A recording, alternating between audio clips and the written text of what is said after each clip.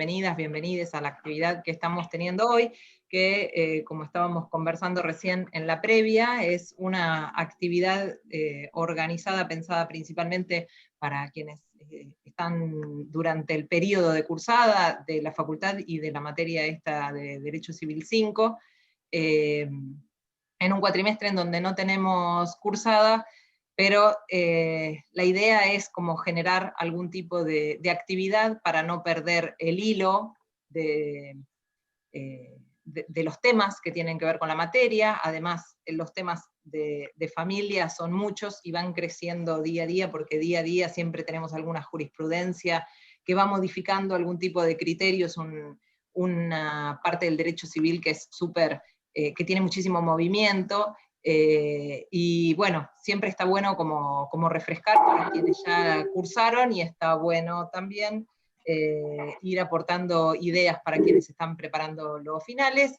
y para quienes ya la cursaron, que les interesa la posibilidad de estar actualizándose en algunos temas, y tratar temas que en la clase no nos dan los tiempos como para revisarlos un poquitito más a fondo, como aprovechar este tiempo que no tenemos cursada para trabajar esas cuestiones que a veces quedan un poco pendientes. La idea de hoy es poder escuchar, tener la posibilidad de escuchar a una docente que es de la Universidad Nacional de Rosario, que tiene muchísima experiencia en temas de docencia y también en actividad académica. Ya hemos tenido experiencias durante el periodo de cursada con docentes de afuera que nos permitieron enriquecer muchísimo el nivel de los temas trabajados en la clase, así que esta es una nueva oportunidad para volver a enriquecernos con experiencias de otros lugares que no las tenemos a diario y en los que no estamos acostumbrados a interactuar, ¿no? Esta virtualidad, como comentábamos hace un ratito, la virtualidad es como que nos permitió acercar un poco más la interacción con otros lugares del país y también del mundo. Pero bueno, vamos a centrarnos acá en lo que es la práctica en nuestro país. Así que esa es la idea de la convocatoria de hoy, y una convocatoria similar que ya tenemos programada también, después les vamos a informar, para dentro de unas semanas, ¿sí? Simplemente la docente invitada, además de tener una gran experiencia en el tema, y por eso fue que la invité, es una gran abogada litigante, y es una gran persona y gran amiga, así que para mí es un gusto, Lore, que nos estés acompañando en esta actividad y poder compartir, pese a las distancias que permanentemente, porque nos conocemos ya viviendo en lugares muy separados, pero siempre nos permitió tener distintos tipos de intercambios de temas que nos interesan y que nos apasionan, ¿no? Así que bueno, muchísimas gracias. Le dejo a Sofi, que va a presentar el currículum abreviado de... Bueno, gracias, Moira. Primero, buenas tardes a todas y a todos. Bueno, en primer lugar, celebro lo que está haciendo Moira desde la Cátedra de Derecho Civil 5, de dar apertura a distintas docentes de otras casas de estudio, de otras universidades, de otras provincias, porque como bien dijo Moira, la verdad que es una excelente oportunidad para enriquecernos de nueva información, de otras miradas, de otras perspectivas, así que la verdad que celebro que podamos estar teniendo hoy esta actividad. Desde la Facultad de Derecho y Ciencias Sociales, agradecer a Lorena por aceptar la invitación de Moira y estar hoy acá. Como bien dijo Moira también, esta es una actividad que, si bien fue organizada desde la Cátedra de Derecho Civil 5, Moira propuso hacerla con la Secretaría de Extensión, por ende es una actividad que es libre y abierta, no solo a estudiantes de la facultad, sino también a graduados y a la comunidad en general. Así que bueno, simplemente eso, agradecerles por estar hoy participando y presentarles a Lorena Capera, que es profesora adjunta de Derecho de las Familias de la Facultad de Derecho de la Universidad Nacional de Rosario. Es profesora adjunta del Taller de Acceso a la Información Jurídica de la Facultad de Derecho, también de la Universidad de Rosario. Profesora adjunta de Derecho Privado de la Facultad de Ciencias Económicas y Estadísticas de la UNR. y miembro investigadora del programa de incentivos docentes de la UNR también. Así que, bueno, bienvenida Lorena, muchas gracias y te cedo la palabra. Bueno, ante todo, también agradecerle fundamentalmente a Moira, a Sofía y a todos los integrantes de la Secretaría de Extensión, justamente por tan generosamente haberme convocado para poder compartir en el día de hoy algunas ideas vinculadas a este Código Civil y Comercial, que es, voy a compartir la pantalla primero, perdón, me había olvidado. ¿Se ve bien? Bien, les decía, agradecer la posibilidad de que hoy estemos juntos para poder hablar, reflexionar o intercambiar algunas ideas justamente vinculadas al derecho de las familias a 5 años de la sanción del Código Civil y Comercial. Sinceramente, cuando yo me senté a escribir y a preparar esta clase, pensaba qué decir, cómo decir, qué transmitir, y fundamentalmente cómo hacerlo luego de 5 años de entrada en vigencia del Código Civil. Pasó mucho tiempo, pero es poco, quizás si tenemos en cuenta los periodos en los que generalmente se modifica una norma de fondo como es un código civil y comercial, un código penal. Entonces, en este tiempo que pasó, igualmente pasó mucho. Pasaron muchos hechos vinculados a la realidad social que han repercutido de manera directa en antecedentes jurisprudenciales, como nos decía Moira recién, que van cambiando el rumbo y que van cambiando las visiones que ese mismo Código Civil y Comercial tenía a la hora de ser sancionado, digamos, en vistas a un tipo de modelo familiar determinado, a una forma de ver la familia determinada. En realidad, yo también pensaba y reflexionaba cuando tenía que preparar esta clase que el Código Civil y Comercial ya nos dejó en claro que la familia no es un modelo único, ya no es ese modelo patriarcal, matrimonializado, biologizado, que se basaba en una distribución de roles, muchas veces en base a la sexualidad de los integrantes que la componían, sino justamente que hoy por hoy sabemos que la familia es un modelo para armar. Y es un modelo para armar de acuerdo, ¿sí?, a las necesidades personales de cada uno, a los proyectos personales de cada uno, y que en base a la pluralidad, a la igualdad y a la visión de la democratización del derecho de familia, podemos plasmarla en distintas estructuras o formas familiares. Teniendo en consideración esto, en realidad también me llevaba a pensar cómo se produjo justamente esta mutación, este reconocimiento que fue lento, que fue progresivo, de estas nuevas formas familiares que venían acompañadas de una noción específica, que era el derecho de familia. Cómo a la par de que este engranaje del derecho de familia empieza a modificarse, que el funcionamiento va cambiando y se va transformando lentamente en otro derecho que llamamos el derecho de las familias. ¿Y por qué lo llamamos derecho de las familias? Justamente por lo que dijo Moira con antelación, que estamos frente a un derecho dinámico.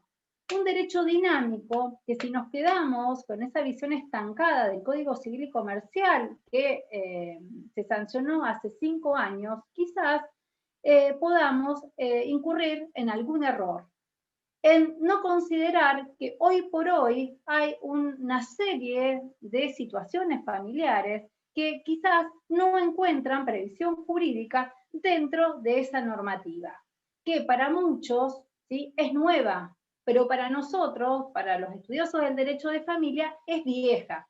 Por eso tanto hincapié hacemos en que no se puede seguir hablando del nuevo Código Civil, porque este Código Civil y Comercial, porque este Código Civil y Comercial ya para muchos está viejo, y para otros que pensamos que nació viejo por algunas situaciones que vamos a hablar.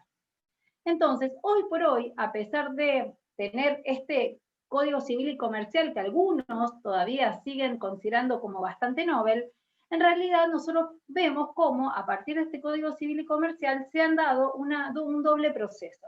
Un proceso que se caracterizó por la ruptura de ciertos estigmas y por la ruptura de las estructuras binarias. En primer lugar, me gustaría detenerme en las rupturas. Es decir, en primer lugar les decía que había rupturas de estigmas.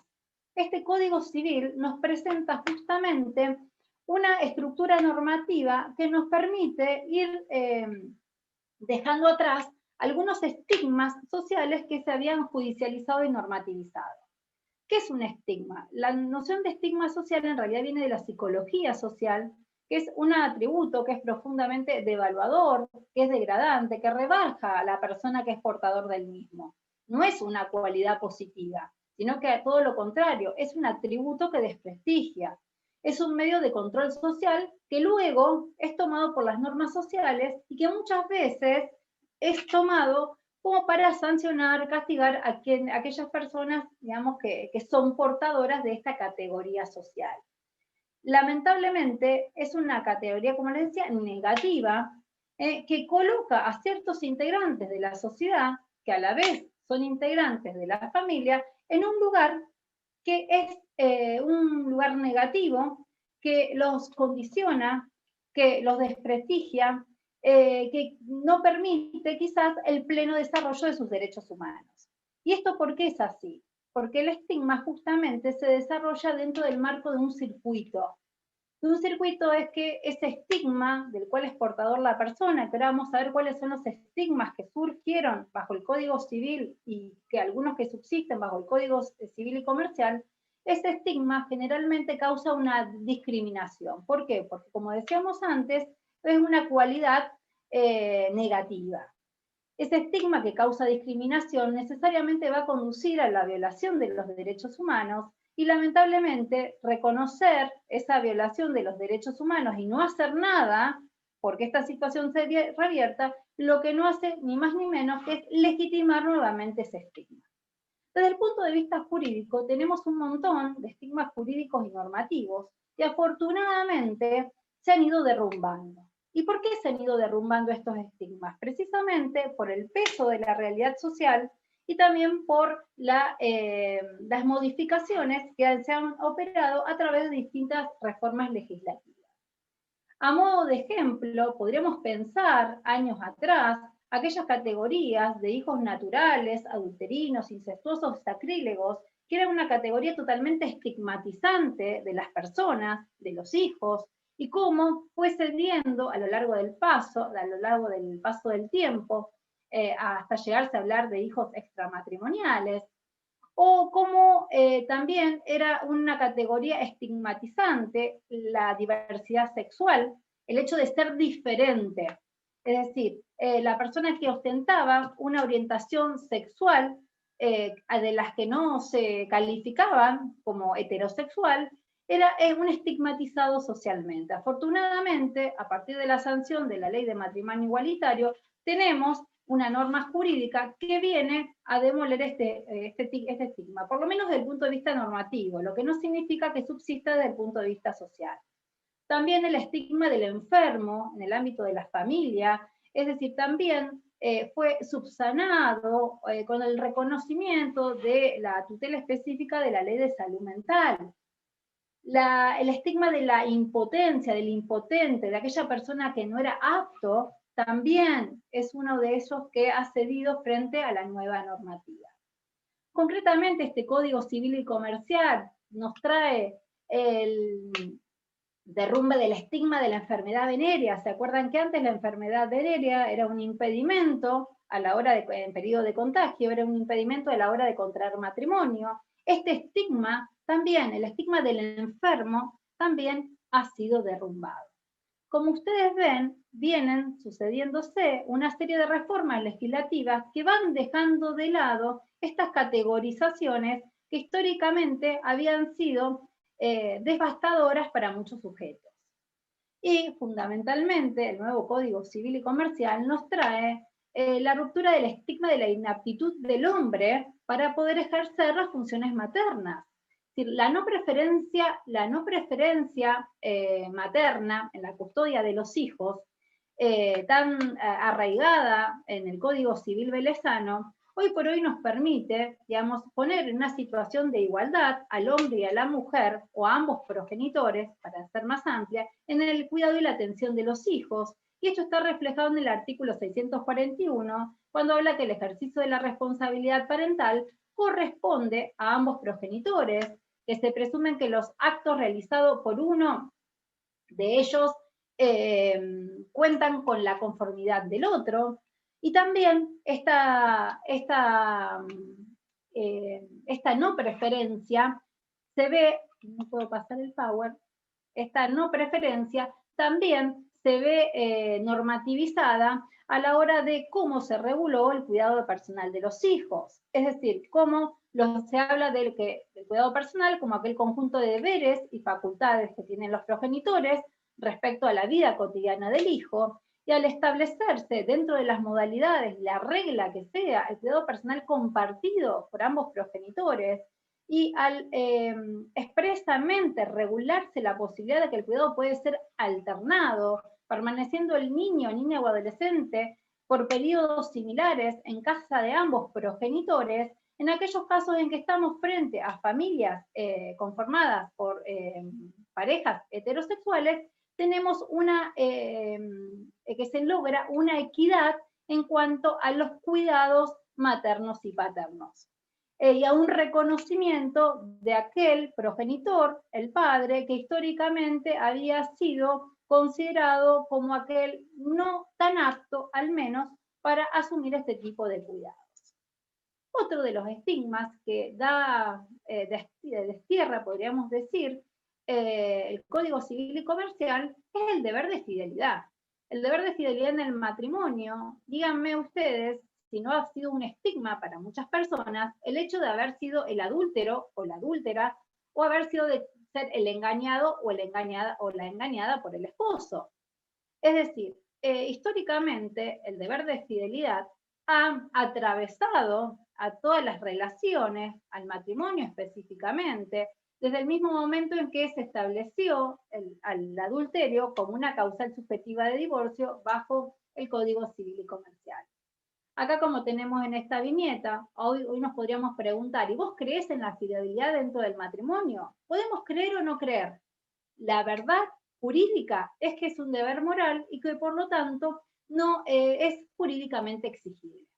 Ahora bien, lo que sí ha dado de discusión es que si bien el deber en sí no es jurídicamente exigible, si como consecuencia del incumplimiento de este deber de fidelidad le causa un daño a mi cónyuge, si ese daño puede ser resarcible o no.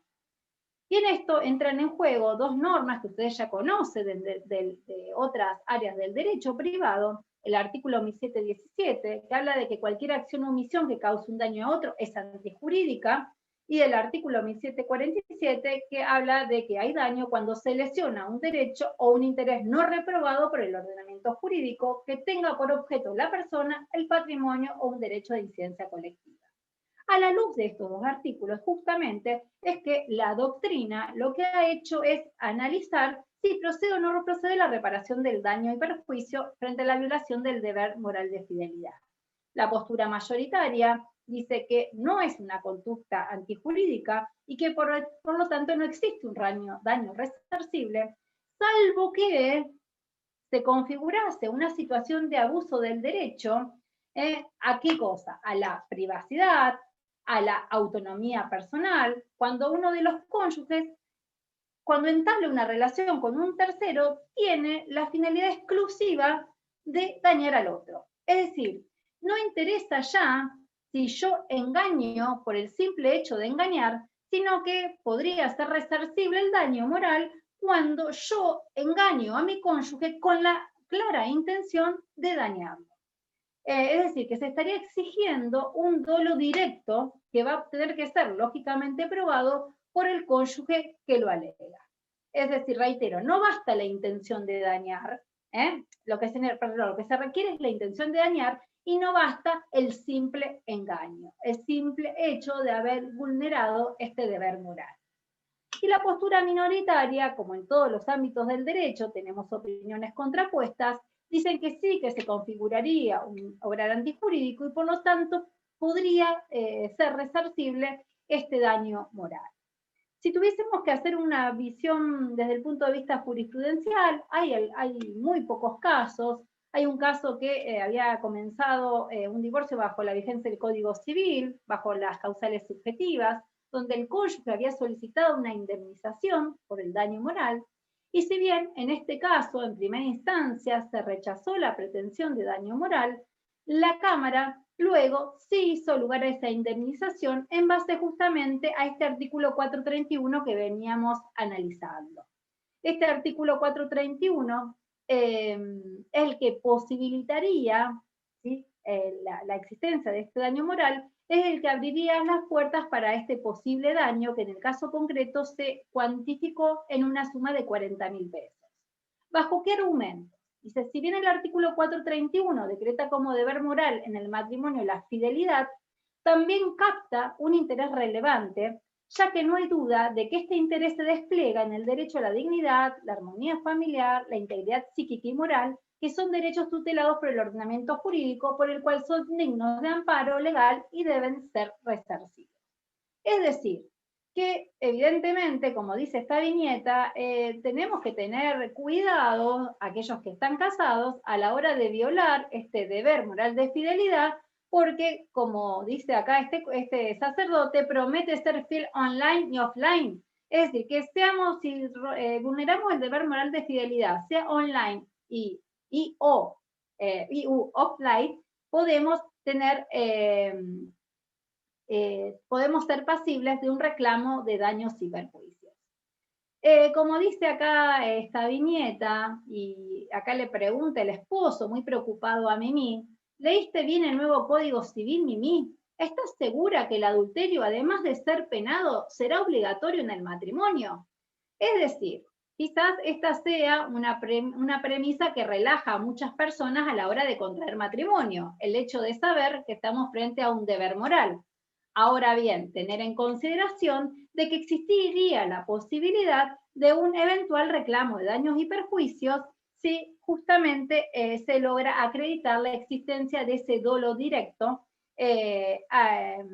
cuando se mantiene una relación con un tercero por fuera del matrimonio. Entonces vemos cómo, si bien se derrumbó un tradicional estigma, como era el estigma del engañado, el estigma del adúltero o de la adúltera, todavía quedan ciertas secuelas jurídicas que dan lugar a la persistencia de esta categoría.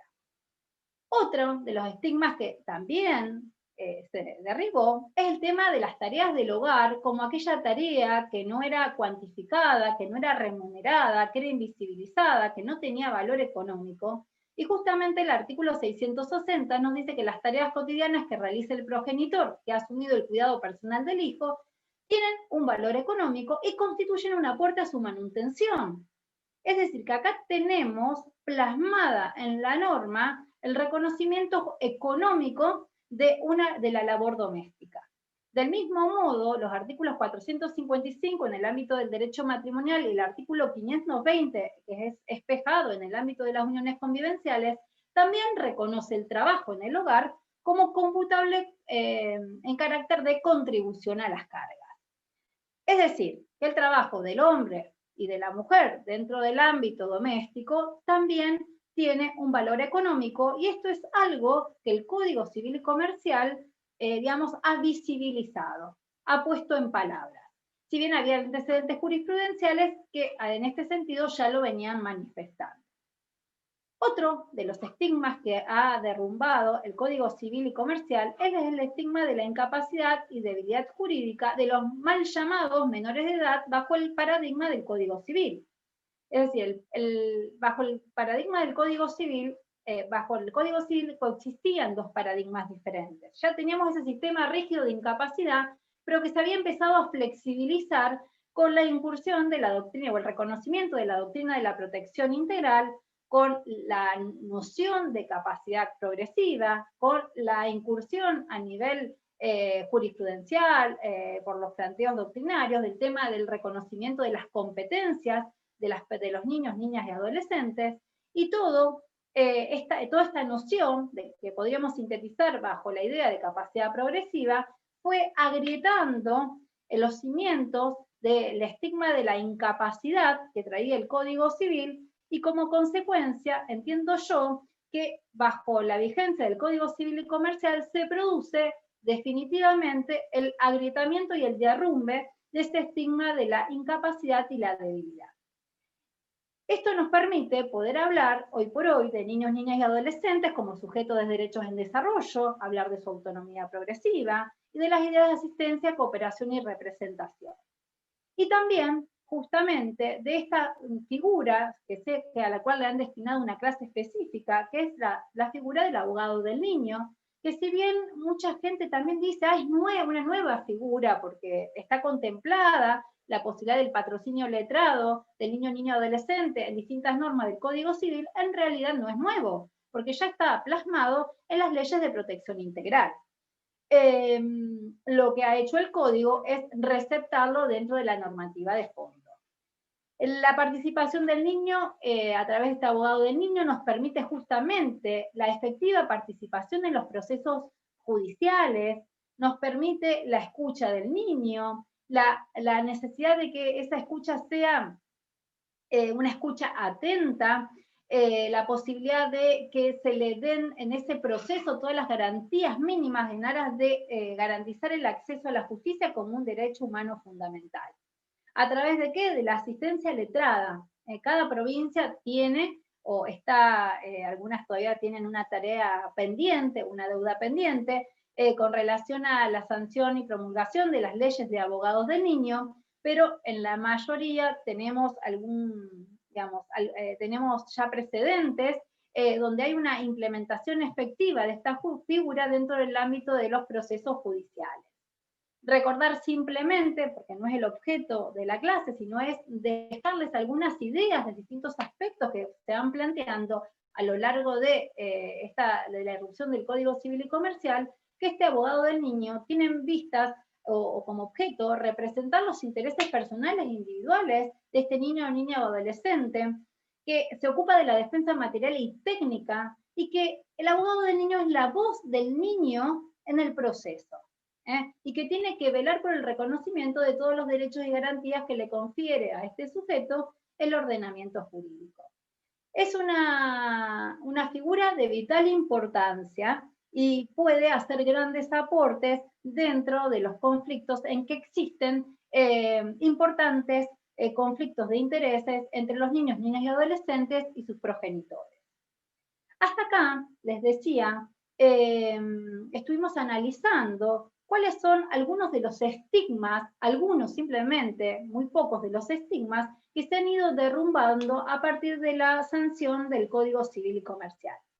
Pero también, a la par de estos estigmas, yo les decía que se produce otra ruptura en el ámbito de las estructuras binarias que trae el derecho.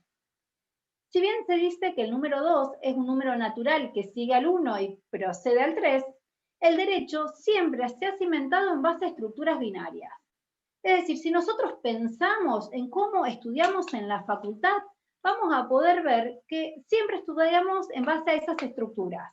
Hablamos de derechos individuales y derechos colectivos, de sujetos y objetos, de hombres y mujeres, de persona jurídica y persona humana, de una persona, del hecho ilícito y el hecho lícito. Es decir, siempre en esta dicotomía, en esta polarización binaria.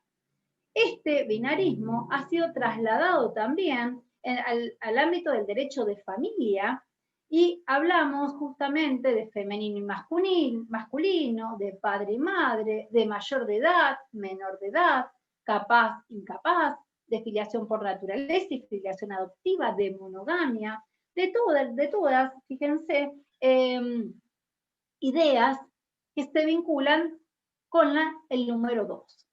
Ahora bien, ¿en qué medida podemos seguir sosteniendo esta estructura binaria? Es decir, si tomamos en consideración la constitucionalización del derecho privado y específicamente la constitucionalización del derecho de las familias, vamos a ver que que como el bloque de constitucionalidad nos arroja, digamos, una pauta importantísima y nos permite salir de esas estructuras binarias y empezar a ver al derecho de familia, de las familias, desde otro lugar. El derecho de familia, caracterizado por estas estructuras binarias, a un derecho de las familias, pluralista, democrático, como decía antes, que se abra a nuevas estructuras, a nuevas formas, como ahora vamos a ver. Y ya, por eso mismo, no hablamos ya, fíjense, de padre y madre, sino que hablamos de progenitores, no hablamos de capaces o incapaces, ya tenemos categorías como las capacidades restringidas, hablamos de grados de madurez, hablamos de identidad de género y nos vamos saliendo de esa polarización que había siempre en las estructuras y en las ideas binarias. Esta estructura de las estructuras binarias la podemos ver en el derecho filial. En el derecho filial vamos a ver que a partir del reconocimiento de la realidad social, pudimos, digamos, romper esta estructura, el código rompió esa estructura a partir del reconocimiento de la triple fuente filial y también la rompe a partir del reconocimiento de la socioafectividad y la pluriparentalidad en el ámbito de la realidad social, a la cual ahora vamos a referir. Les decía que lo que el código ha traído justamente es la ruptura del binarismo de filiación por naturaleza y filiación adoptiva, y incursionamos en esta nueva fuente filial que es las técnicas de reproducción humana asistida. Dentro del ámbito de la filiación, todos ustedes saben que hay una serie de principios constitucionales y de los tratados humanos, de los tratados de derechos humanos, que informan todo el sistema o el régimen filial, como el de igualdad de los hijos, el interés superior del niño y el derecho a la identidad.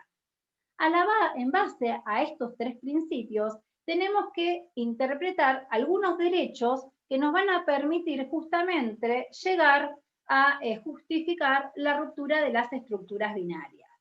Dentro de ellos tenemos que las técnicas de reproducción humana asistida nos han permitido gozar del derecho, de los beneficios del progreso científico y la aplicación en el ámbito de la afiliación, nos han permitido acceder a materializar el principio de pluralidad a la hora de conformar distintas estructuras familiares por personas que a lo mejor, por su condición, o sea que sean personas solas o parejas de lesbianas o de personas gays que no podían reproducir por cuestiones de limitaciones naturales, se ha abierto la posibilidad de acceder a la maternidad y a la paternidad.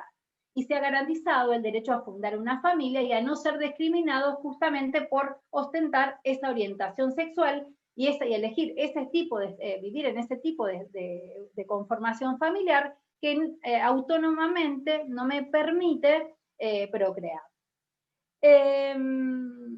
Y esto va de la mano justamente de otro principio, que es la voluntad procreacional.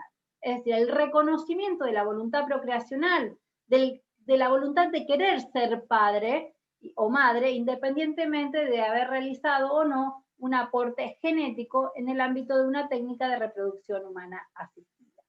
Y ustedes me dirán, ¿por qué hacemos este preludio? Justamente porque en base a todo esto quiero que lleguemos a este principio, que es el principio del doble vínculo, que también es otro de los principios que derivan justamente del derecho filial, que sostiene el artículo 558 que nadie puede tener más de dos vínculos filiales. Volvemos al binarismo. Se pueden tener dos padres, dos madres, una madre o un padre. Ahora, ¿se pueden tener tres progenitores? Quiero aprovechar esta ocasión, dice la viñeta que se me brinda, para felicitar a todos mis padres biológicos que pusieron los gametos, a la clínica Genetic, los compañeros embriones, a mi mamá de alquiler, a mi padre legal y el compañero sentimental de mi madre legal y sobre todo a las monjitas que asistieron a mi parto, que son lo único seguro que me queda en este mundo. De la sola lectura de esta viñeta vemos que acá podríamos hablar de una multiplicidad de actores, algunos que pueden tener la voluntad procreacional de ser padres o madres, y otros que No, pero que son todos actores que necesariamente el derecho tiene que reconocer y tiene que determinar qué derechos y eventuales obligaciones les corresponden o no. Entonces, acá podríamos decir que le podríamos decir a la cigüeña que trajo el Código Civil y Comercial que tenemos que admitir que nos olvidamos de algo. ¿Y de qué nos olvidamos? Ya decía la querida Nora Lloveras que en el ámbito del derecho filial, al no haber previsto, o al revés, al haber dejado vigente el principio del doble vínculo filial, a lo mejor se habían equivocado. O digamos como que hubiese sido más conveniente avanzar. A veces se hace lo que se puede en el momento histórico en que, digamos, las condiciones lo permiten. Pero esto es algo, tenemos que admitirlo, y esto me hago cargo yo, que quizás nos olvidamos, a la hora de realizarse la reforma, no se tuvo en cuenta este fenómeno que en el ámbito de la realidad social ya existía. Y ya existía, y hoy por hoy lo vemos plasmado en distintos casos jurisprudenciales, como el caso que se dio en llamar como Juli, donde hablamos de una niña que tiene 3 progenitores como consecuencia de una sentencia que se dictó en Tucumán, en el Juzgado Civil de Familia y Sucesiones de Monteros, en febrero de este año.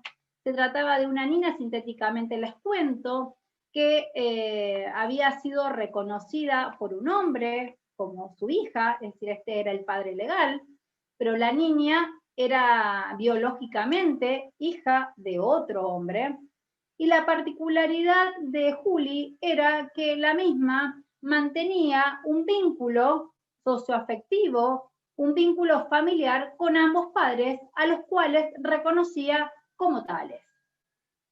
En este contexto, el padre biológico se presenta ante la justicia y pretende impugnar la filiación paterna del quien era el padre legal y que había reconocido oportunamente a la niña. En este proceso se le otorga participación a la niña, se la escucha a través de su abogado del niño, la jueza se dirige a la localidad donde vivía la niña, que era una zona de montañas, ¿y qué le dice la niña? La niña dijo que tenía 2 papás, que su mamá vivía en otro lado, que tenía 4 hermanos más, 3 mujeres y un varón, que ella vivía parte del tiempo con el papá J, a quien le llamaba papito, y parte del tiempo con R, a quien llamaba papá, que le habían dicho que tenía que conversar con la jueza para elegir entre sus 2 papás y que ella no quería hacerlo, que ella quería seguir teniendo 2 papás. Entonces, frente a este caso, ¿qué tenemos? Tenemos un supuesto de pluriparentalidad. Vemos que la familia nuclear de Juli no se corresponde con el modelo tradicional binario de una mamá y un papá, o 2 progenitores. Es decir, en este caso, ambos padres defienden el deseo de ser reconocidos legalmente como tales, y en realidad se vio que estaban dadas las condiciones apropiadas para que la niña alcance un nivel de vida óptimo con esos 2 progenitores y su madre. Entonces, vemos cómo este fallo nos adentra en la ruptura del esquema binario de parentalidad y el reconocimiento de la realidad existencial de esa niña. Se reconoce la realidad existencial por sobre lo que dice la norma, y fundamentalmente tener en consideración que se tiene también en cuenta el deseo y el afecto de ambos padres, que en su función ha estructurado una identidad en esta niña que hace que ella se considere hija de ambos independientemente de quién haya aportado el componente genético. Y es por esto que la jueza declara la inconstitucionalidad del artículo 558, el que establece que el modelo binario de filiación, de que solamente se pueden tener 2 vínculos, y se reconoce esta múltiple filiación, como se dicen, o triple filiación, o multiparentalidad, bueno, depende cómo cada autor lo haya dado en llamar. Y también tener en cuenta que acá se rompe, en este caso, con el estigma de la debilidad jurídica, ya porque se reconoce lo que la niña dice. se reconoce a través de la voz de la niña y de su abogado, el abogado del niño. Dice la jueza, la niña tiene razón en negarse a optar entre quién es su padre jurídico y su padre biológico. La niña tiene razón a la hora de querer tener dos padres. Y esto debe ser reconocido jurídicamente. Lo importante también de este fallo, para aquellos que lo puedan leer, es justamente que se condice con algo que trae el Código Civil en su esencia, que es una sentencia que se ha redactado en lenguaje claro y sencillo. Y justamente esta ha sido una de las intenciones del Código Civil y Comercial, que sea una norma de acceso sencilla para todos los ciudadanos que puedan leerlo, entenderlo y comprenderlo. Digamos, tratando de evitar mayores tecnicismos. Otro caso que también que tenemos en el ámbito de nuestros antecedentes jurisprudenciales, que ha roto el modelo binario de pluriparentalidad en la filiación adoptiva, se dio este año, en febrero también de este año, donde se trataba de una niña de 1 año y 3 meses que había sido otorgada en guarda preadoptiva a un matrimonio. Ese matrimonio luego se separa y se divorcia, y la señora, la niña, permanece con la mujer, y la mujer contrae nuevo matrimonio. Transcurrido unos cuantos años, casi 7, esta mujer con su nuevo marido se presentan a la justicia y solicitan la adopción de la niña. Como la guarda preadoptiva había sido otorgada al primer cónyuge de la mujer, se lo cita a este hombre para que tome conocimiento de esta solicitud de adopción por el nuevo cónyuge de su ex esposa y de, digamos, su consentimiento con relación a ello. El hombre presta su consentimiento y pasado un tiempo, los dos hombres, la mujer, su actual esposo y su ex esposo, se presentan a la justicia y dice que vienen a reformular la demanda de adopción. Que en realidad este hombre que había manifestado que no tenía ningún interés en oponerse a la adopción de la niña por el segundo cónyuge de su ex esposa, en realidad no se condecía con su verdadero deseo. Que él había hecho una renuncia salomónica a la adopción de la nena porque tenían miedo que esto obstaculizase el trámite, y que en los hechos la niña reconocía a ambos padres en la función paterna, si bien vivía con uno de ellos y con el otro mantenía un régimen de visita bastante asiduo cuando este hombre estaba en Córdoba, ya que era colectivero de larga distancia. Es decir, lo que le piden a la jueza, venimos a reformular la demanda para que reconozca que nosotros conformamos una familia donde hay una niña que reconoce tener dos padres y una madre. Y justamente la voz de esta niña, o sea, el deseo de esta niña de ser adoptada por quien era su mamá, sus papás, es decir, primer cónyuge y segundo cónyuge de esa madre, es justamente lo que es acogido por la sentencia, que también declara la inconstitucionalidad del artículo 558 y tira, ¿sí? Tira por tierra, podríamos decir, este tradicional modelo binario. Evidentemente, como dice la sentencia, en el marco de una adopción hay que tener un criterio flexible en aras de no violar los principios de igualdad y no discriminación consagrados en la Constitución Nacional y no caer en un excesivo rigor formal. A veces, caer en un excesivo rigor formal causa un daño profundo en esa familia cuya realidad existencial se estructuró en base a un modelo que quizás muchos no lo consideran como habitual, pero que para ellos es el modelo de familia y que representa su realidad vital y existencial.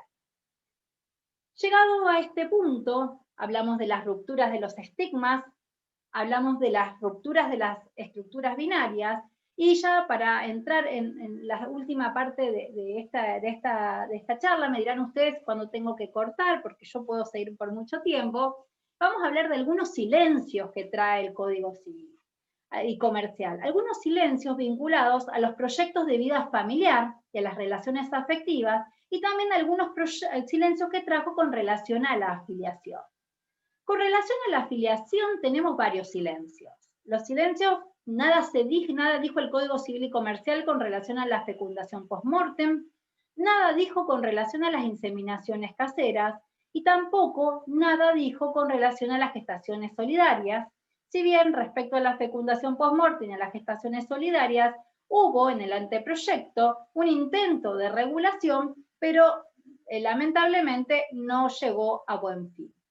Respecto a la fecundación post-mortem, simplemente decirles que es una práctica que se realiza mediante las técnicas de reproducción humana asistida, en la que es muy importante el factor tiempo porque se realiza justamente con posterioridad a la muerte de uno de los miembros de la pareja o del matrimonio, y que tenemos que salirnos de ese pensamiento reduccionista, que siempre pensamos las fecundaciones post-mortem solo en parejas heterosexuales, donde fallece el hombre y la mujer pretende acudir a la práctica para inseminarse con los gametos o los embriones que hubiesen quedado. Es decir, porque esta práctica pueden acudir tanto personas heterosexuales como homosexuales, e inclusive, frente a la muerte de la mujer, podría llegar el hombre a pretender que esos gametos o embriones crioconservados se implanten en un tercero.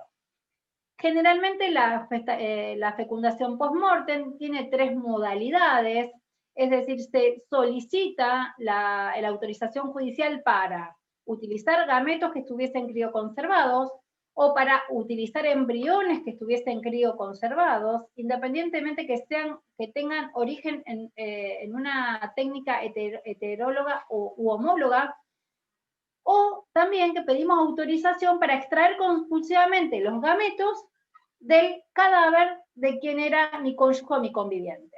En realidad, acá sí vamos a hacer una referencia a los hombres, porque en realidad siempre se pide la extracción de esperma, porque el caso de las mujeres, la extracción de ovocitos es muy compleja, la producción, extracción y conservación no es sencilla de hacer y sería muy poco exitosa. En el anteproyecto del Código Civil yo les decía que había habido un esbozo de regulación, pero que no llegó a buen puerto, sin perjuicio de que desde antes del Código Civil, desde el año 2011 hasta el 2017, hubo un marcado ascenso a la hora de realizar este tipo de peticiones. En el año 2011 y 2014 se pidió la autorización para la utilización de gametos crioconservados. En el año 2014 y 2016 se pidió la extracción compulsiva de semen. En el año 2016 y 2017 ya hubo casos en que pedían la utilización de los embriones crioconservados. Y hubo distintas respuestas jurídicas, pero quería traerles cuáles eran los antecedentes más recientes, que son del año 2018 y 2020, que han rechazado la utilización de los gametos crioconservados. Es decir, que tenemos un revés desde el punto de vista de la jurisprudencia a este tipo de prácticas. Tenemos un antecedente que es de febrero de este año, donde el hombre fallece, la cónyuge solicita la autorización judicial para utilizar el semen crioconservado que se encuentra en poder del centro médico. Ellos no tenían hijos, tenían deseo, la persona fallecida tenía deseo de ser padre, dice la mujer, pero en realidad el fallo deniega esta autorización en base a ¿qué?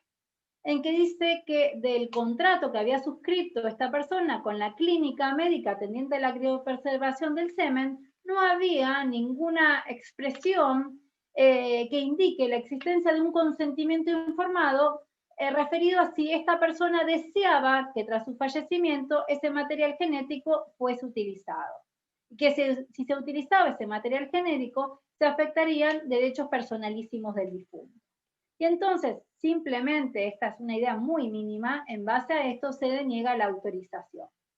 Hacerles saber que en mayo de este año se ha presentado un proyecto de ley por el Frente de Todos en la Cámara de Diputados de la Nación, tendiente justamente a modificar el Código Civil y a plantear que en principio el fallecimiento de una persona equivale a la revocación del consentimiento oportunamente prestado para realizar la fecundación, con algunas excepciones. Es decir, que podría realizarse la fecundación post-mortem cuando la persona consiente en el correspondiente consentimiento informado que sus gametos o embriones sean utilizados después de su fallecimiento y en la medida que esa utilización se haga dentro del plazo de 1 año de la muerte del sujeto. Pero que va a quedar totalmente prohibida, dice este proyecto, la extracción post-mortem de material genético. Es decir, podría ser la utilización de gametos o embriones crioconservados para la fecundación post-mortem, pero no la autorización para extraer gametos a tal fin. Esto tiene otras consecuencias que se vinculan con justamente la posibilidad de suceder incluso. Por lo tanto, vemos que mientras que la jurisprudencia en los últimos antecedentes va por un lado negando las prácticas de fecundación post-mortem, los proyectos de ley van en sentido contrario, tendiente a su regulación. Otro de los temas que no ha sido regulado en el Código Civil es el tendiente a las inseminaciones caseras, también llamadas domésticas o particulares, que sencillamente se dan en distintos supuestos, es lo que en el derecho inglés se llama do it yourself, ya sea se trata de una persona que tiene voluntad procreacional, que se insemina de una manera casera, intravaginalmente, semen de un tercero, esa persona que se insemina tiene voluntad procreacional, o puede suceder que haya una mujer que se insemine de manera casera, pero que no tenga esta voluntad de maternar. Es decir, estamos hablando de inseminaciones caseras, que son prácticas que se harían dentro de un ámbito privado, no son inseminaciones médicamente asistidas de las que regula el Código Civil y Comercial, por eso quedan fuera de la regulación. Ustedes en internet van a encontrar publicidad de los distintos sets que pueden adquirir para poder inseminarse caseramente. Los piden por internet, llegan, y esto no es ciencia ficción, es realidad. Tenemos distintos antecedentes en el ámbito de la República Argentina. En el 2017, un antecedente acá cerquita de mi ciudad, en Entre Ríos, donde justamente 2 mujeres, una de ellas se inseminó de manera casera con estas inyecciones, con semen de un donante, y el problema se suscitaba en cuanto al emplazamiento filial de la hija común. Este caso, si bien no puedo por una cuestión de tiempo, a lo mejor ahondar, tener en cuenta que se resolvió el emplazamiento de la niña como hija de estas 2 mujeres, a pesar de no haber acudido a una técnica de reproducción humana médicamente asistida. Este tema se resolvió en sede administrativa, no requirió ser judicializado. Y justamente porque la decisión se fundó en que se trataba de una situación no regulada, que las mujeres no estaban casadas, no habían prestado un consentimiento libre y pleno ante un centro habilitado, y que era esto lo que eventualmente para algunos le hacía ruido y sería el argumento para impedir este emplazamiento filial a nivel administrativo. Sin embargo, la directora del registro resolvió a favor de la petición de las mujeres, tuvo en cuenta la voluntad procreacional y el proyecto parental conjunto de las solicitantes, y este tema afortunadamente no trascendió en el ámbito judicial, como sí trascendió este caso del diciembre del 2019, en que estábamos frente a la misma situación de 2 mujeres que tenían el móvil de ser madres, pero en realidad la decisión se basó en que la voluntad procreacional de las accionadas es fuente de atribución del vínculo filiatorio con la niña, por lo que debe mantenerse la inscripción de la niña como hija de aquella. Esta decisión había sido recurrida por el Ministerio Público Fiscal, y por eso se había generado algún tipo de controversia. Otro antecedente que ustedes van a poder ver si quieren, y acá tienen los datos con mayor detenimiento, es uno más antiguo, que es de noviembre del año 2018, en que también se trataba de un matrimonio igualitario de 2 mujeres que había utilizado este método de inseminación asistida, y que también el registro se negaba a inscribir la comaternidad. Tuvieron que accionar judicialmente, y en realidad lo que se estableció que de manera provisoria se inscribiese a la niña con esta inscripción igualitaria de comaternidad. Por lo tanto, vemos que hay reconocimientos jurídicos que justamente van dejando de lado estos silencios. Pero, digamos, la palabra, ¿quién la pone? La pone la jurisprudencia. La palabra no está en la letra del código. Y lo mismo pasa con la gestación solidaria. Si hacemos un paneo jurisprudencial, vamos a ver que tendremos cerca de 50, aproximadamente, cerca de 50 fallos donde se han realizado distintos planteos de gestaciones por solidarias o por sustitución o subrogación, depende cómo cada uno la llame en base a la fundamentación que pueda darle, a la noción que selecciona como la más adecuada. Tenemos que hay un camino que se fue construyendo jurisprudencialmente tendiente al reconocimiento de la gestación solidaria, al reconocimiento de la voluntad procreacional de los comitentes, a establecer que la gestante no tiene voluntad procreacional, no tiene voluntad de maternar y que por lo tanto no puede ser emplazada como la madre, no puede quedar emplazada como la madre del niño o niña en base a la presunción legal que trae nuestro Código Civil y Comercial. Les decía que está este camino abierto al reconocimiento de las gestaciones solidarias, por sustitución o subrogación, y me quería quedar simplemente con el tema de las parejas igualitarias, que ha habido, en la mayoría de los casos son parejas heterosexuales, e inclusive ha habido algún caso de mujer sola, pero en el caso de las parejas igualitarias, hubo un caso tanto en Rosario como en el año 2016, y uno en Pergamino en el año 2019, donde en ambos casos se reconoce a una pareja de hombres la posibilidad de acudir a este tipo de técnicas y también se determina el emplazamiento filial de ambos como padres de la niña y la gestante simplemente hizo una contribución altruista a este proyecto parental, pero no tiene ningún vínculo jurídico con el recién nacido. Esta es la idea que ha venido surcando y atravesando todos los fallos de nuestra jurisprudencia, la mayoría, con distintos argumentos. Ahora bien, el 28 de octubre de 2020, es decir, hace unos días, nos encontramos con un caso de una pareja igualitaria que habían recurrido a una mujer gestante, que era una persona que trabajaba en la casa de ellos, que era una persona de confianza, que no tenía voluntad de maternar ni de procrear, sino que simplemente quería hacer un aporte solidario a esta pareja, ayudarlos en la consecución de su proyecto de vida, y por lo tanto se llevó adelante una gestación por subrogación, sustitución no solidaria, y el tema se suscitó cuando se requirió realizar el emplazamiento filial de esta niña, que por una cuestión de urgencia y de no realizar a lo mejor la gestión judicial de antemano, la niña quedó emplazada como hija de esta mujer y de uno de los hombres.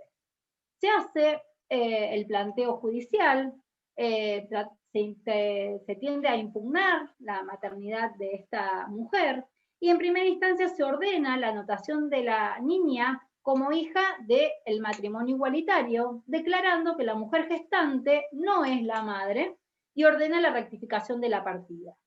Pero ¿qué sucede? El Ministerio Público Fiscal considera que esta decisión del juez se aparta de la normativa del Código Civil, que se aparta de este sistema binario, de que que se aparta de la normativa que establece que la madre es aquella persona que lo da a luz y que por lo tanto esa sentencia debe ser recurrida y llega a la alzada. ¿Y qué dice la Cámara? Y acá es la gran sorpresa que creo que todos los amantes del derecho de las familias nos ha caído como sorpresiva. ¿Qué dice este fallo? Que en el actual régimen jurídico cabe considerar a la gestante como madre de la menor, con independencia del aporte que pudiera haber hecho o no de material genético y de su intención de ejercer o no el rol materno. No corresponde apartarse de la ley, la cual atribuye en la especie la maternidad por el parto con prescindencia del nexo biológico. El único modo de admitir la pretensión sería contrariar el ordenamiento jurídico, lo que no resulta admisible. Es decir, se hace una interpretación literal de la normativa, no se tiene en cuenta la realidad familiar, no se tiene en cuenta la realidad existencial de esta familia, no se tiene en cuenta la voluntad de esta mujer. ¿Y qué se dice? Que esta mujer es la madre de la niña. Es decir, que la niña no va a quedar emplazada como hija de este matrimonio. Dicen que la intención del legislador fue clara al excluir la gestación por sustitución del proyecto de reforma. Que si el legislador hubiese querido regular la gestación por sustitución, la hubiese incorporado en el proyecto de código, no en el proyecto, hubiese quedado dentro del proyecto y no la hubiese eliminado del anteproyecto. Por eso yo acá pongo esta imagen. Yo creo que es como una cachetada este fallo, una cachetada a la voluntad procreacional, una cachetada a esta figura tan loable como es la gestación solidaria, que en el ámbito de nuestro derecho por lo menos se hace de manera altruista. Entonces, ¿qué dice el fallo? La voluntad procreacional no sirve para determinar la maternidad. Es decir, se echa por tierra todo lo que se vino construyendo a lo largo de un sinnúmero de antecedentes jurisprudenciales. Así, ya voy terminando, y el último silencio, que es un silencio que en realidad afecta a las relaciones afectivas, que también históricamente hemos partido de un modelo binario, la pareja. ¿Qué significa pareja? Conjunto de dos elementos de la misma especie, dos zapatos, dos personas, dos animales. Ahora bien, ¿qué pasa? Nuestro sistema familiar, nuestro régimen jurídico familiar se ha cimentado en un régimen monogámico que no admite la pluralidad de cónyuges ni de convivientes. En un régimen monogámico que habla de que tanto el matrimonio como las uniones convivenciales son una unión de dos personas basadas, bueno, entre otras características, en un proyecto de vida en común. Ahora bien, me pregunto yo, ¿el proyecto de vida en común qué es? El proyecto de vida en común ha sido definido por la Corte Interamericana, en el caso Loaiza Tamayo, en el considerando 147, que dice que refiere a la realización integral de la persona, considerando su vocación, aptitudes, circunstancias, potencialidades y aspiraciones que le permiten al sujeto fijarse determinadas expectativas y acceder a ellas. Fíjense qué amplia es la noción de proyecto de vida. Ahora, me pregunto yo, ¿se puede compartir con mi pareja un proyecto de vida sin convivir? ¿El proyecto de vida en común puede ser no convivir? ¿El proyecto de vida en común puede consistir en no procrear? ¿El proyecto de vida en común puede tener como base una relación plural? Y esto me abre a mí la posibilidad de pensar por qué no podemos o cómo podemos autorregular nuestro propio proyecto de vida en común, o el proyecto de vida en común que vamos a tener con nuestra pareja.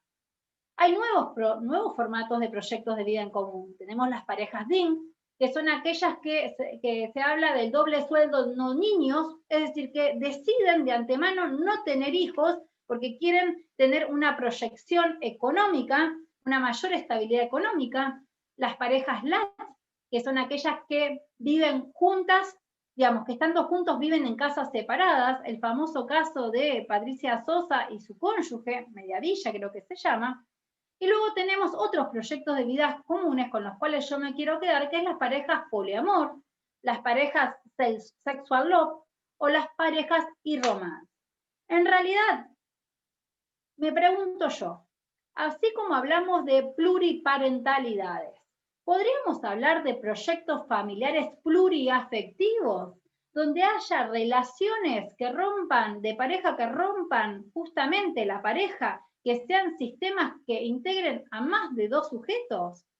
Y esto nos lleva a esta noción tan tan a veces mencionada en los medios de comunicación, tan debatida en su momento, cuando Florencia de la Peña hizo alusión en esto en el ámbito público, que es el poliamor, que es una noción que no está en el diccionario de la Real Academia Española, que es un neologismo, y que hace alusión a esa relación amorosa o sexual que de manera simultánea, que podemos mantener de manera simultánea con varias personas, pero con consentimiento y conocimiento de todos los involucrados.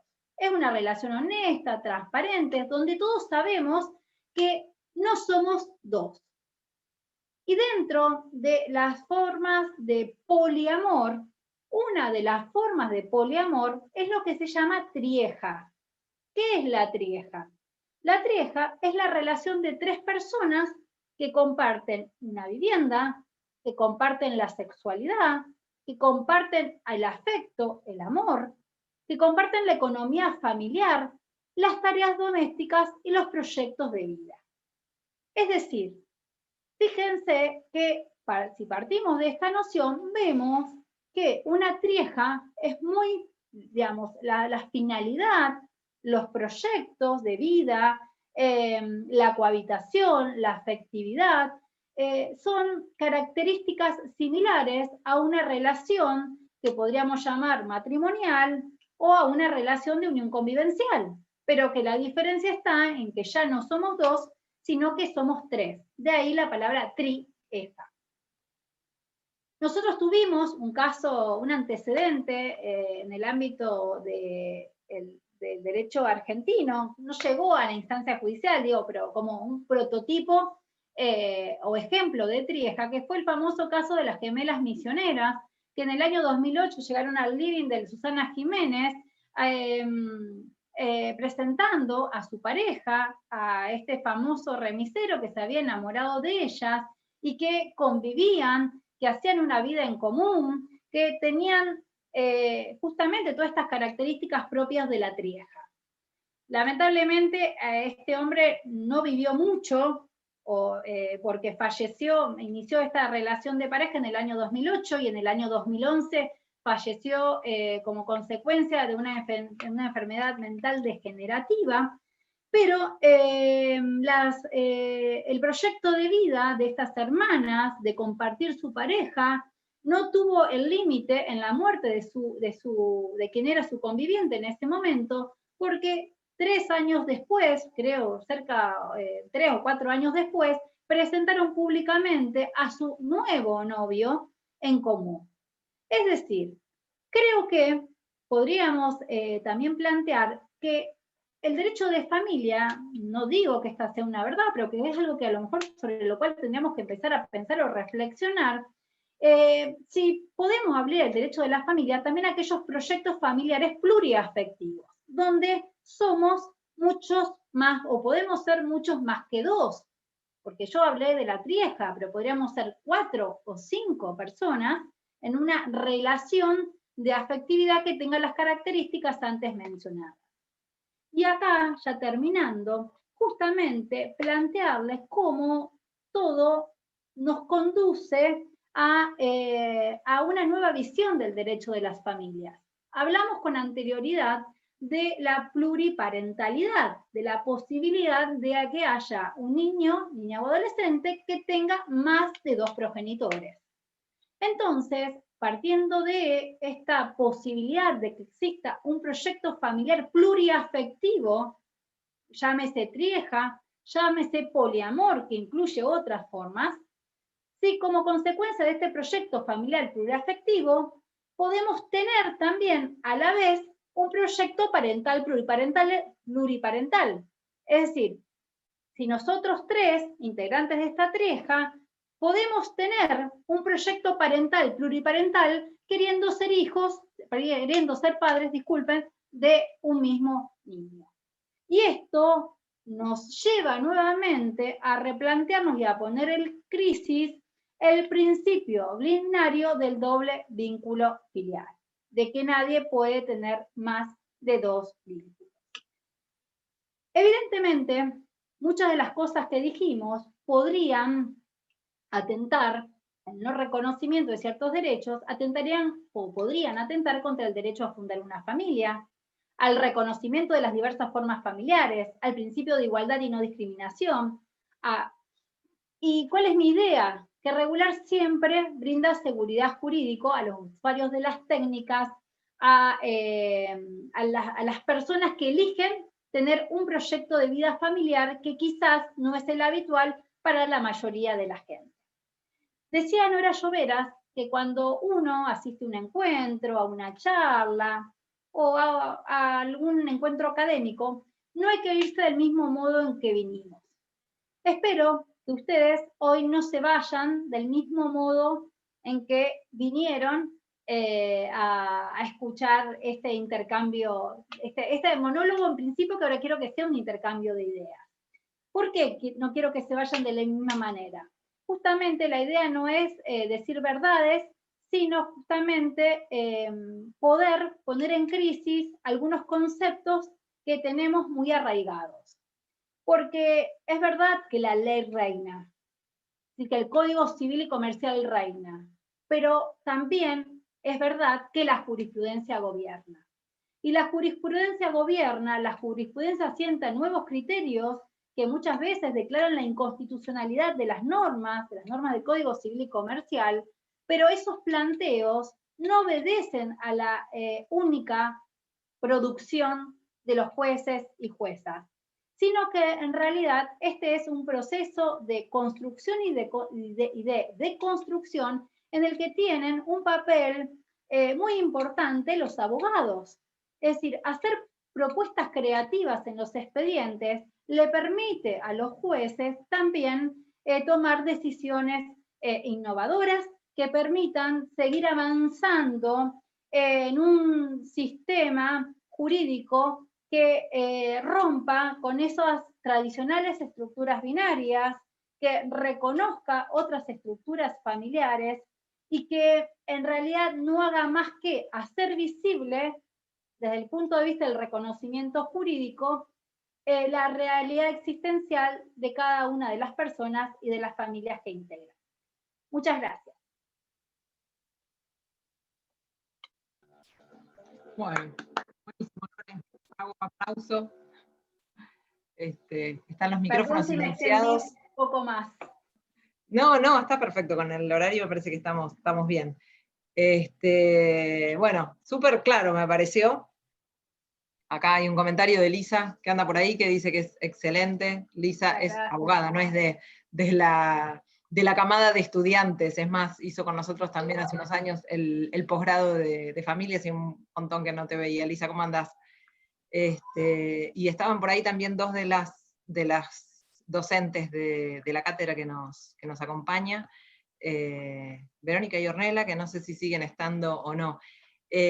Bueno, la verdad, clarísimo. Hay mensajes que están en el chat que comentan eso. ¿Hubo algún comentario? No exactamente una pregunta, no sé si alguien quiere desbloquear los micrófonos como para hacer alguna pregunta. El tema que hablaste de las técnicas de procreación humana es un tema que siempre interesa. Tuvimos la suerte durante la cursada de tener una charla con Nani, claro, tuvimos con Nani de Lorenzi una charla que estuvo súper interesante, que también nos extendimos muchísimo más del tiempo que teníamos previsto, porque estábamos todos como muy enganchados con lo que estaba contando, pero desde mayo me parece que fue la charla de ella, hasta ahora hubo incluso nueva jurisprudencia, y también los proyectos estos de ley que van como avanzando, ¿no? En ese momento estaba todo como bastante paralizado, y ahora es como que hay ciertos proyectos de distintos temas que vienen avanzando. Así que siempre está bueno como refrescar un poco y actualizarnos con las novedades que hay. Sí, no sé, reitero, si alguien quiere hacer alguna pregunta. Yo, mientras tanto, ¿sabes qué? Tenía algo para comentarte. Estabas hablando del tema del abogado o la abogada del niño. Sí. Y el primer caso de abogado del niño que está en la jurisprudencia es un caso que yo era abogada de las partes, de una de las partes. Que fue en el año 2000, digamos, la sentencia salió en el 2003, y el caso se había dado con anterioridad, y se había dado la situación en un expediente de familia, donde un nene que tenía 14 años de edad en ese momento había firmado un escrito con la abogada, que era la abogada de la madre. En ese momento ya se hablaba, como vos decías, el código para muchos es el nuevo código, y para los que venimos trabajando ya desde hace muchísimos años, no es el nuevo código, sino que es la recepción de un montón de cosas que venimos trabajando desde hace muchísimo tiempo, digamos, no son verdaderamente pocas las cosas que son realmente novedosas. Y más o menos en el año, creo que 2000, había pasado esto, que había firmado un escrito el nene de 14, el adolescente, o el menor puber en ese momento, había firmado un escrito ratificando que además era cierto, porque era algo que había pasado en el estudio, así que a mí me consta que eso pasaba, diciendo cosas, mi mamá dice tal cosa, y en un otro sí digo, diciendo yo también quiero esto que está diciendo mi mamá, y con la firma de la abogada. Eso generó una situación que digamos, lo comento también porque tiene que ver con esto que vos estabas comentando últimamente, la importancia que tiene el hacer presentaciones judiciales para obligar a la justicia también a que se expida y resuelva, ¿no? Eso, bueno, generó en el expediente de familia que el abogado de la contraparte, el abogado del papá, ¿cómo se llama?, se opusiera y dijera que lo que estaba haciendo la abogada era una falta ética total, porque cómo se iba a presentar en un expediente con un adolescente firmando un escrito, digamos, patrocinando a un adolescente. Entonces lo que pidió fue que esa presentación se envíe al Tribunal de Ética del Colegio de Abogados de Capital Federal, y el Colegio de Abogados de Capital Federal hizo una evaluación ética y consideró que esa presentación era antiética, pero no era antiética por las discusiones que tenemos hoy del tema de que si la abogada puede ser la misma que la madre o no, sino lo que se discutía era el solo hecho de que como una persona menor de edad tenía un patrocinio letrado para estar presentándose en un expediente diciendo algo que quería personalmente y no haciéndolo a través de sus representantes legales, que eran su mamá y su papá. Así que esa falta ética fue la que yo ahí intervine. Si bien era el estudio donde yo trabajaba, yo fui la que hice la apelación, el recurso de apelación, que fue resuelto por la Cámara Contencioso Administrativo Federal de Capital Federal, que era, digamos, la que correspondía a la alzada del Tribunal de Ética del Colegio de Abogados de Capital, y la Cámara, después de un fallo que dio muchas vueltas dentro de la Cámara, resolvieron confirmar la falta ética por el hecho de que como un chico de 14 años iba a estar en un expediente, sancionándola a la abogada que había hecho eso. Y mi fundamentación tuvo que ver con la figura del abogado del niño en ese momento. Te estoy hablando, la sentencia salió en el 2000, la apelación fue creo que en el 2002, el tema del abogado del niño, más allá de que está en la 26061, en el año 98 fue uno de los temas que se trabajó en el Congreso Nacional de Familia de Mendoza, que vos también estuviste en su momento participando como joven abogada, y bueno, digamos que los que estábamos ya trabajando esos temas, ya lo teníamos en la cabeza y ya veníamos pensando de qué manera podíamos activar. Y mi fundamentación como abogada defensora fue, no está haciendo una falta ética, porque una falta ética es un abogado, una abogada que no se especializa en los temas que está trabajando. Y una persona que justamente viene a la vanguardia porque es algo que es sumamente nuevo en el derecho, lo está llevando a la práctica y lo está aplicando en la práctica, lo que demuestra es que es una persona que al contrario no tiene una falta ética, que se quedó estancado con algo que estudió hace 50 años, sino que es una persona, claro, es una persona que está permanentemente evolucionando y creciendo dentro de su ejercicio profesional, al punto de traer algo que es innovador a los tribunales. Así que ese fallo después fue comentado, está comentado, me parece, en Jurisprudencia Argentina, por Graciela Medina, en un artículo que escribió en conjunto con Gustavo Moreno, donde critican, sin saber igual, ellos no leyeron la presentación que yo había hecho, y coinciden en los fundamentos que yo había dado con este tema de la figura del niño. Así que bueno, son cosas, acá como que resumo un poco de varias de las cosas que vos estuviste comentando sobre la importancia de estar permanentemente actualizado, la importancia de llevar a los tribunales a que tengan que resolver distintos tipos de cuestiones como para forzar a una jurisprudencia diferente, entonces que la jurisprudencia realmente vaya cogiendo las cuestiones de la realidad, porque la realidad nos va demostrando cosas que exceden lo que dicen exactamente los artículos, digamos, con precisión lo que dicen los artículos del código. Y que no hay que tener miedo, más allá de que muchas veces recibimos palos por querer innovar, no hay que tener miedo tampoco en pensar en innovar, y también de la misma manera hay que estar atentos, quienes resuelven, tenemos que estar atentos en lo que es una cosa absolutamente descabellada y lo que es una práctica proactiva en cuanto a la protección de derechos y en cuanto al ejercicio de los derechos de una forma diferente, ¿no? Es algo que también, para la justicia también, es como un condicionamiento importante y un desafío importante.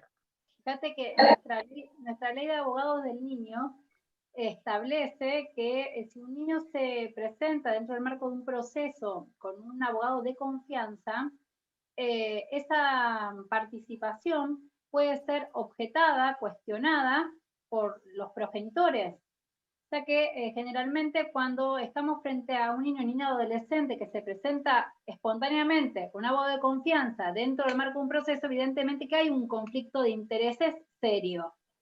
Y esta oposición da lugar a que el expediente pueda llegar a cámara, con lo que implica la dilación de los tiempos.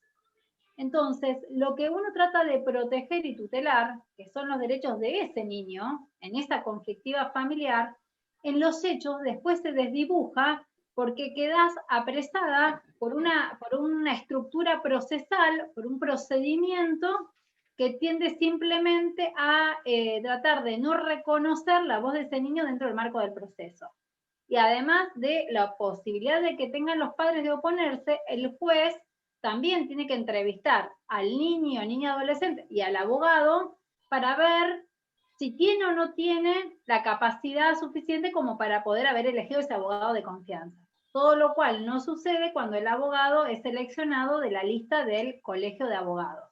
Particularmente yo ejerzo como abogada del niño, participo en muchas causas en tal calidad, ya claro que son todas causas en las que uno los hace por un móvil simplemente altruista, por una cuestión social, porque entiende que puede hacer algún aporte que tienda a mitigar la conflictiva familiar, pero a veces sigue habiendo resistencia por algunos jueces de Rosario a la hora de permitir la participación del niño con su propio letrado.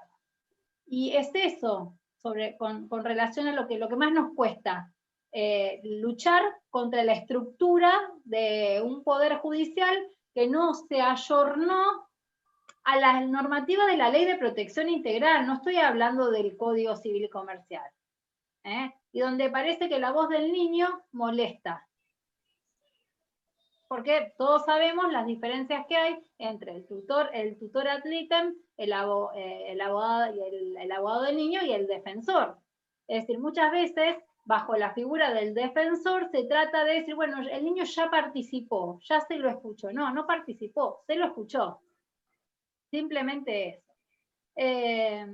Por lo tanto, yo siempre insisto en esto, en que somos los abogados los que tenemos que justamente activar los planteos, porque si esperamos, no quiero hacer referencia específicamente al Poder Judicial de ustedes, porque desconozco la operatoria y eventualmente no creo que siendo vos parte de él no haya un desconocimiento de esto, pero por lo menos acá en Rosario, por algunos jueces, sí tenemos cierta reticencia. Hay que insistir mucho para que esto se materialice. Obviamente que hay en causas como son las oposiciones a las declaraciones de adoptabilidad y demás, que la normativa exige que se nombre un abogado del niño, en realidad un tutor especial, pero todos salimos de la lista de abogados del niño. Para cualquier función se selecciona de esa misma nómina. Sí. Igual en algunas provincias me parece que no está autorizado la en elección. en algunas provincias Claro. no. No, en algunas Directamente provincias no. sí o sí tienen que acudir a uno de los letrados que está en la lista. Cuando claro. Bueno, que estos son los distintos sistemas que hay. Algunos sistemas la lista está lo tienen, la lista depende de la Corte Suprema de esa provincia, en otros depende de los colegios de abogados. En nuestro caso en particular, dejen a la niña asistir, por favor, estamos hablando de los derechos del niño. Ahí las madres me miran de reojo cuando los niños, ay, muy bien a la hermosa. La niña. Entonces decía que depende del ámbito, o sea, la lista se hace dentro del ámbito de la Corte o se hace dentro del ámbito de los colegios de abogados.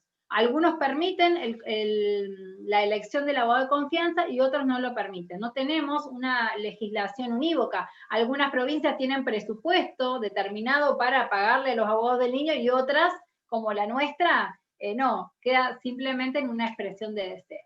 El tema del abogado del niño es, bueno, un tema que da lugar para mucho, y a mí también que es un tema que me apasiona. Simplemente quise hacer a lo largo de esta exposición como un popurrí, perdónenme si fueron muchas cosas, yo soy de hablar rápido, pero era tirar muchas ideas vinculadas a algunos aspectos que a veces en la vorágine del estudio del derecho de familia es como que vamos naturalizando y nos vamos olvidando, como que naturalizamos el cuidado personal compartido alternado y nos olvidamos de aquella norma de la preferencia materna y en qué lugar colocaba al hombre, por ejemplo.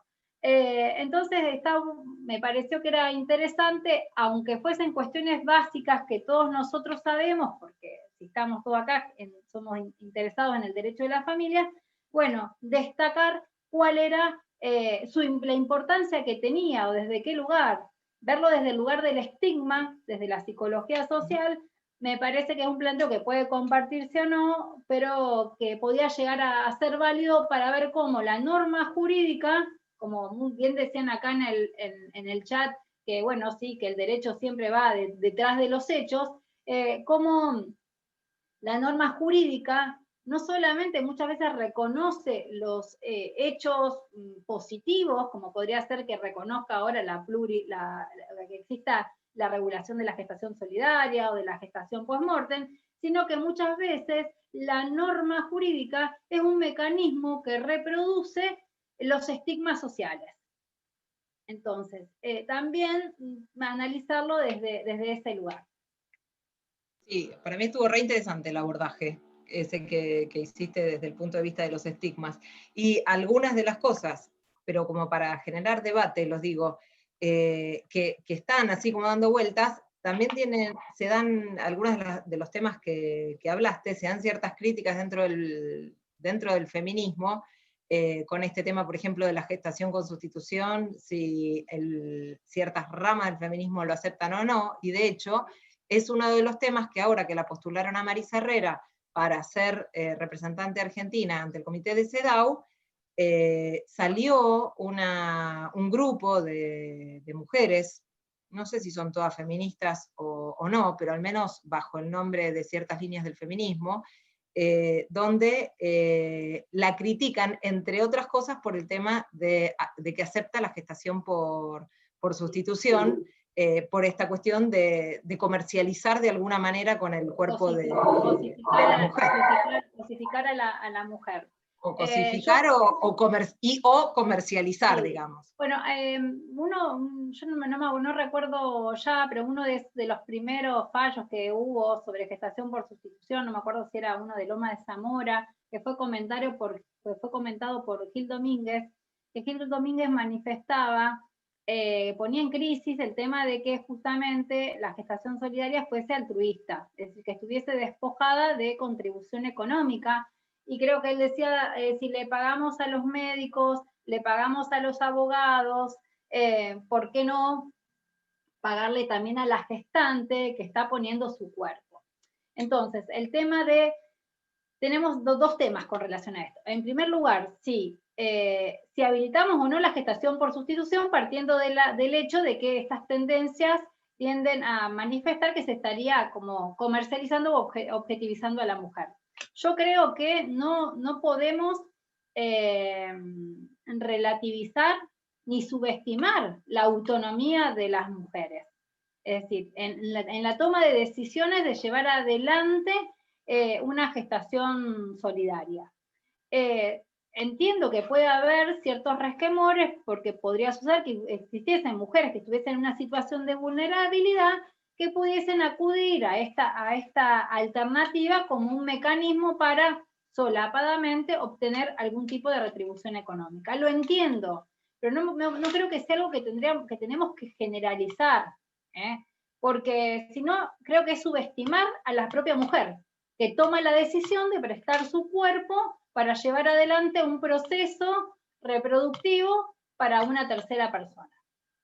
Esa es mi opinión, ¿no? Y es un tema como delicado, y está bastante relacionado este tema de la cosificación del cuerpo de la mujer, está relacionado también con las luchas también dentro del feminismo, con el tema del abolicionismo o no de la prostitución, ¿no? Esta cuestión de que no hay que permitirla, o hay que pensar que hay mujeres que pueden ejercer la prostitución sin estar siendo abusadas, sino por decisión personal. Digamos, que hay una decisión personal de decir, yo con mi cuerpo hago lo que quiero, de la misma manera que el que, no sé, se sube al Himalaya, que con su cuerpo hace lo que quiere y lo expone también a riesgo porque sube al Himalaya. Entonces,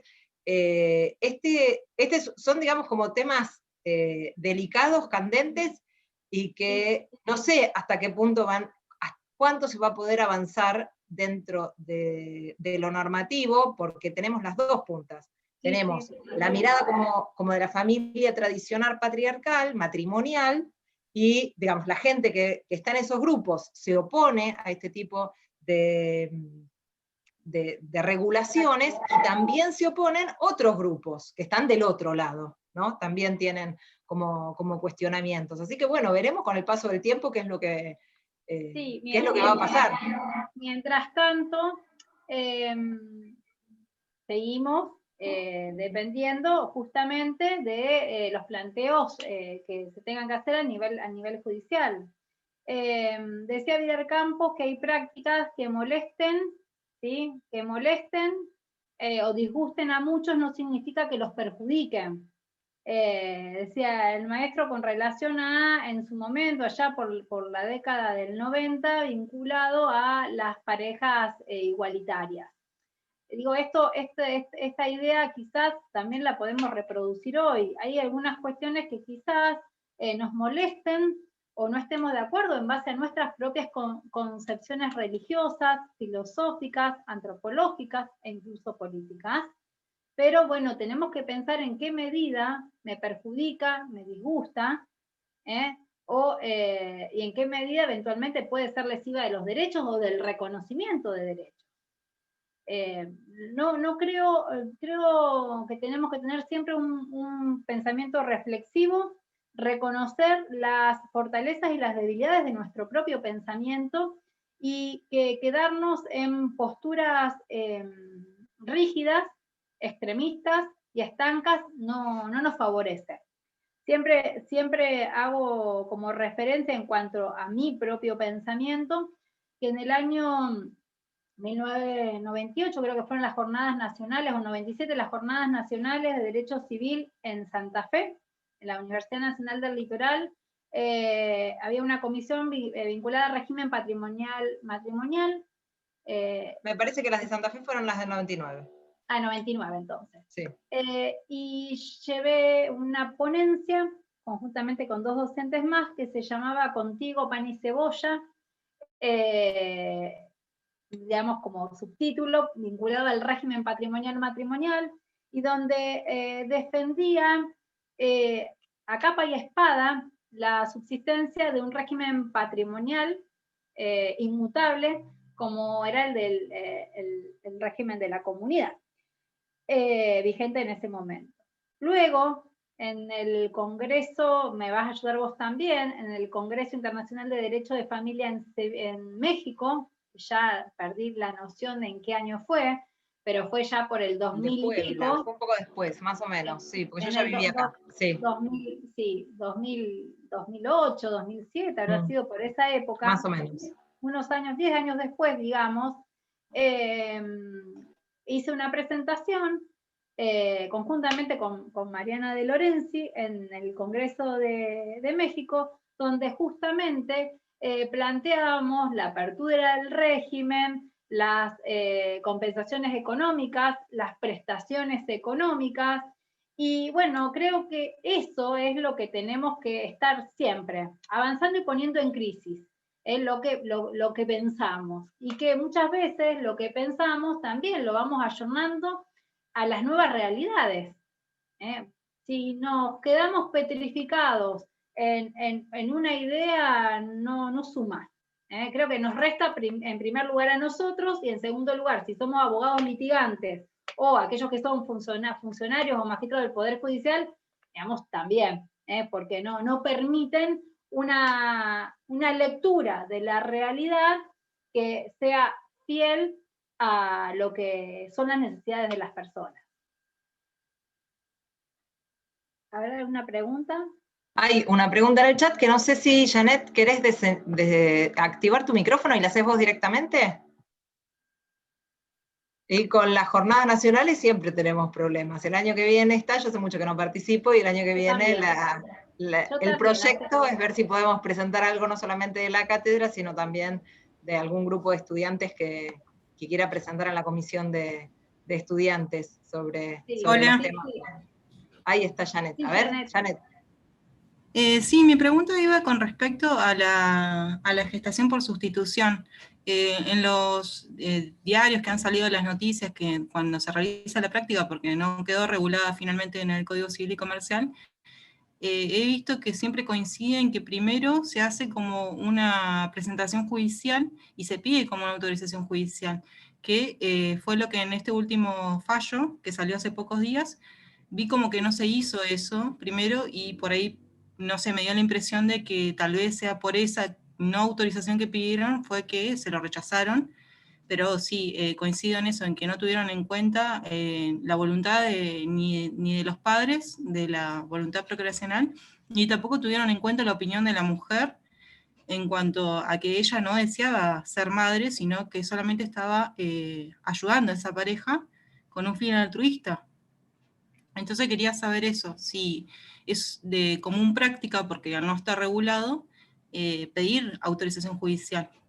Generalmente esto no depende tanto de la gente, sino de los centros médicos.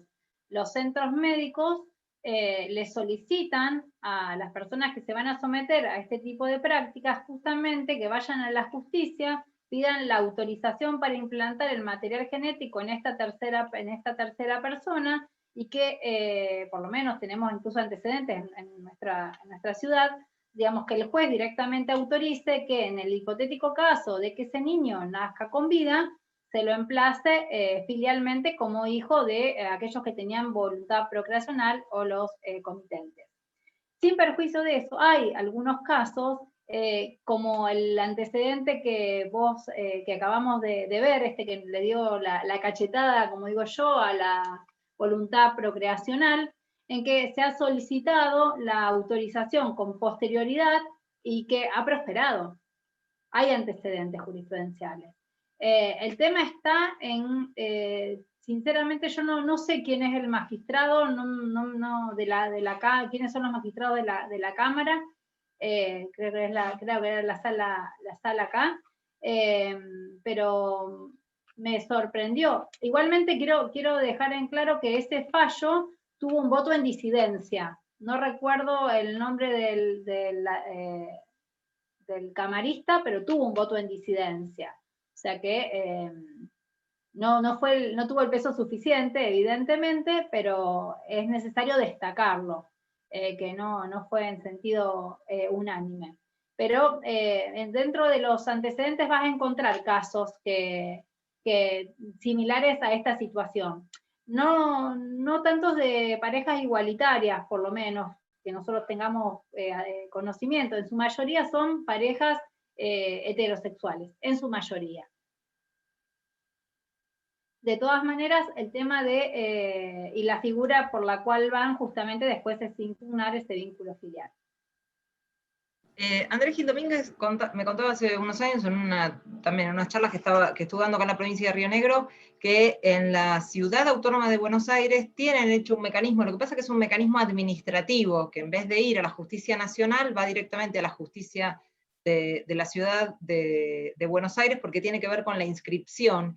Y ya hay en Ciudad Autónoma de Buenos Aires una inscripción de manera directa en el registro como medida cautelar. Y después tienen que, digamos, para lo cual no es necesario, esto que estaba diciendo Janet recién, de anticipadamente, como se hace en otras provincias, de pedir la autorización como para garantizarlo. Digamos, como que quienes manejan el tema, que no son tampoco todos los profesionales del derecho, conocen esa vía que es una suerte como de atajo. Y me parece que los fallos que están en la Corte, alguno tiene que ver con la resolución porque creo que hay 2 fallos en la Corte que están pendientes de resolución sobre el tema, y que tienen que ver como consolidar esto, que lo tienen como cautelar desde un primer momento, para otorgar como la inscripción definitiva, que en definitiva, si llega a salir un fallo de la Corte, en favor, ya sea de las parejas que vinieron de afuera y que algunas todavía siguen con problemas que no están inscriptas, o por el tema que fuera, pero en favor de esto, obviamente que también va a ayudar a no tener este tipo de fallos, que hay que ver si este fallo no presentan también el recurso extraordinario. Sí, yo creo que sí, yo creo que sigue ese camino, sería lo deseable, porque la verdad es que tener resignarse frente a una decisión de este tipo sería totalmente lesiva hacia los derechos de todos los sujetos involucrados, del niño, de la niña, porque una niña principalmente, de ambos progenitores, de ambos progenitores, que son los que tuvieron la voluntad procreacional, y de esta mujer que queda emplazada como madre con un combo de derechos y obligaciones respecto a esa niña que no son queridos por ella. Entonces, me parece que, consentir este tipo de resolución, no creo que sea tampoco lo deseado por esta gente. Espero, anhelo y apoyo que se siga la vía recursiva que corresponda. Es posible, digamos, nos enteraremos acá a un tiempo. Y esto que vos decías también, porque también depende de los registros. Si bien los registros civiles tienen distintas normativas internas, circulares, como ellos le llaman, donde algunos hacen este tipo de reconocimientos sin mayor problema, ya sea tanto en el tema de las gestaciones como en el tema de las pluriparentalidades. Cuando tenemos proyectos familiares pluriparentales. También, ¿te acordás del caso de Mar del Plata? Tenemos algunos casos también en Buenos Aires, donde se pudo resolver registralmente. Y otros, el mismo caso, la misma situación, requiere la judicialización. Entonces, no tenemos justamente la inexistencia de una regulación jurídica nos coloca en una situación de inseguridad jurídica, porque depende la provincia a la que pertenezcamos, la ciudad, los criterios registrales y judiciales pueden ser distintos. Esa es, digamos, lo negativo de quedar despegados de una norma que regule las prácticas de esta que hablamos, la fecundación post-mortem o la gestación solidaria.